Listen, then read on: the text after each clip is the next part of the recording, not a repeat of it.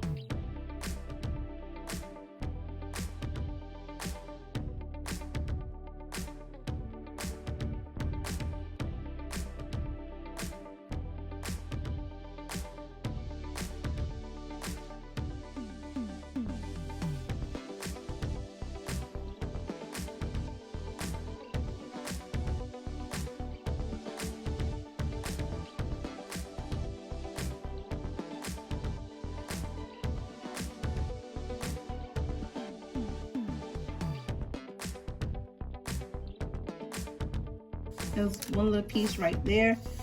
So if you like this video, give me a thumbs up, comment below, and if you haven't already, please subscribe. All right, guys, toodles and peace. Hey guys, I realized I had the wheels backwards. I put it on like this, but the pictures look like this. But yeah, that's how it looked that way. I'm not sure how I want it. I like it this way. But yeah, I did want to just show you that. You can put them on either way you want to. It's yours.